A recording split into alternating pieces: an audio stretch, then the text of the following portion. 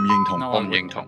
咁你會唔會話俄羅斯同中國都仲係100%共產主義國家？唔係，我冇話100%。你點樣定義共產主義？我從來未見過有任何由政府運作嘅客戶服務，對人嘅態度會比自由市場運作嘅更好。自由市場喺美國失敗嘅最佳例子就係你哋嘅醫療系統。你同唔同意呢個講法？我唔同意喎，我覺得我哋嘅醫療系統好好。你真係咁諗？今日我哋會一齊睇下 Patrick Bet-David 同 Steve Keen 教授之間一段好有趣嘅對話，討論中國崛起究竟係一個成功故事，定只係換咗皮嘅資本主義包裝呢？中國研究過馬克思、俄羅斯人，仲有中國自己，再加埋俄羅斯嗰套，佢哋亦都參考咗唔同嘅經驗同埋康奈斯嘅做法。佢哋發現呢係必須要揾到一個方法，確保創新可以喺消費品層面發生。而佢哋都做到啦，中央計劃咗鋪設好基建，所以你見到嗰啲馬路、鐵路系統全部都係國有同國家管理嘅。但係好似汽車製造咁，依家大約有120間中國汽車公司，非常多公司，雖然佢哋未必一定會好長久，但係咁樣亦都最少代表有120間唔同公司爭同一個市場份額，佢哋創新得好誇張，所以呢個中國制度可以話係兩邊都睇到好處。一方面有中央規劃基建同埋長遠發展，而且佢哋做得非常出色。喺呢個過程當中呢，佢哋喺私營市場都有湧現咗好多唔同類型嘅創新，而呢嗰啲全部都係由盈利同埋資本主義動機所推動等等。所以如果講一個由馬克思主義基礎成功發展嘅國家，絕對可以話係中國。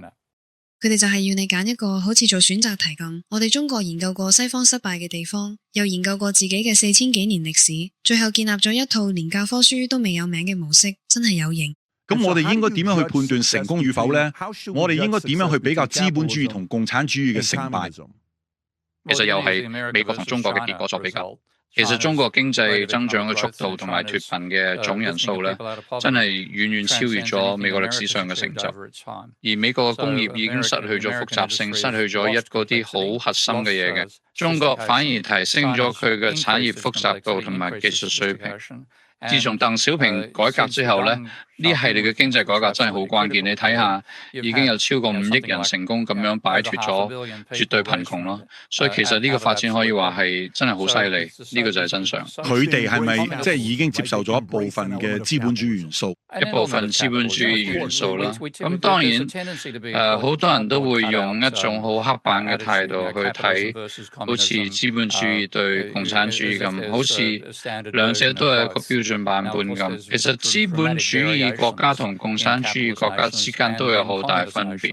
資本主義對共產主義，佢直搗黃龍講咗一個西方傳媒極力迴避嘅數字，有幾多人擺脫咗貧窮？有多過成個美國人口咁多嘅人喺短短幾十年內由絕對貧窮走入現代生活。西方經濟史上冇任何一樣嘢可以比得上呢個成就。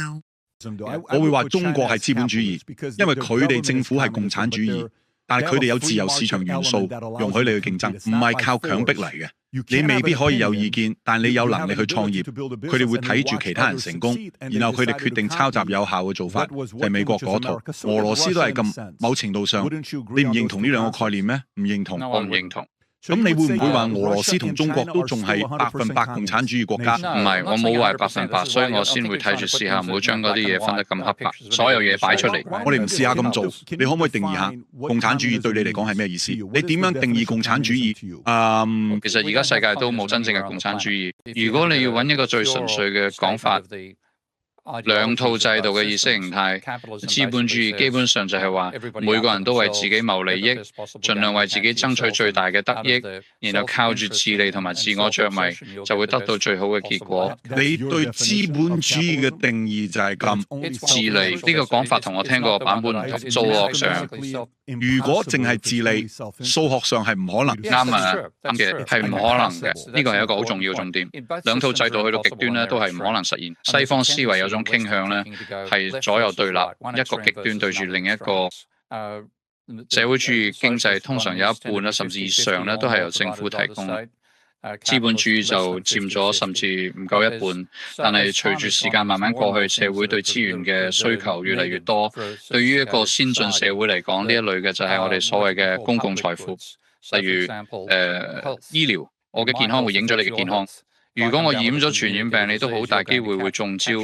所以咧，嗰啲情況下咧，嗰啲係公共財產，而唔淨係私人財產。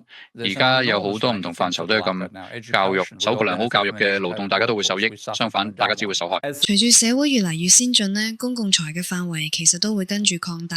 醫療、教育、基建呢啲根本就唔係奢侈品，佢哋係一個現代經濟可以正常運作嘅先決條件嚟㗎。我嘅健康會影響到你嘅健康。我嘅無知亦會令到你嘅生產力下降，呢個就係點解中國嘅國有鐵路網每年可以運送40億乘客，而美國嘅私有化鐵路網就越搞越爛，不斷衰落呢。呢個亦都係點解中國嘅識字率高達97%，但美國居然有21%嘅成年人係根本唔識字呢。其實分別就係睇下有幾多資源係由國家系統提供。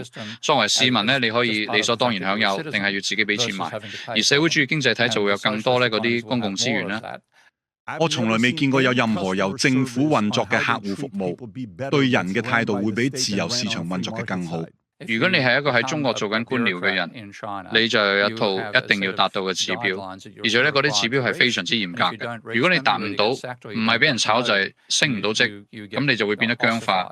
而呢個情況好似呢一點，其實就係點解中國嘅公共服務望落去感覺好完善，甚至肯定比美國仲要好嘅其中一個好重要原因。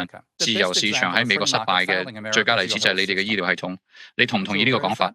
我唔同意喎，我覺得我哋嘅醫療系統好好。你真係咁諗？醫療開支高，全球平均3倍。你講啫，你俾咗咁多錢，你哋每人平均要俾3倍咁多錢。你哋嘅健康狀況同大部分西方國家差唔多係咪？你知唔知咧？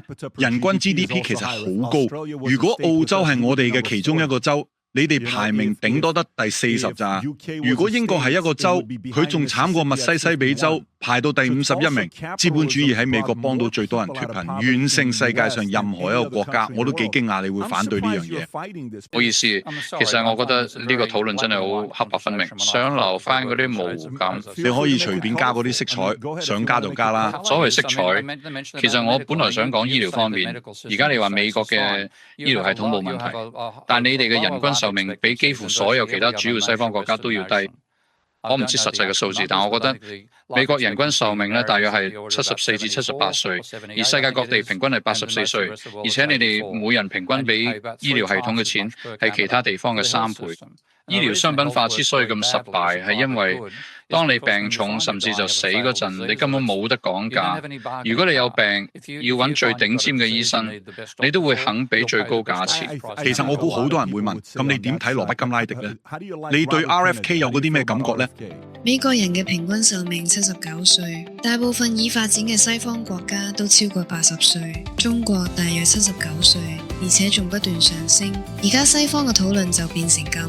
你拎出嗰啲有關預期壽命同醫療問題嘅數據，佢就用名人背書嚟反駁你。你覺得中國係咪真係因為資本主義先成功，定係因為中國冇照抄西方嗰套資本主義，反而吸收咗其他制度最好嘅元素？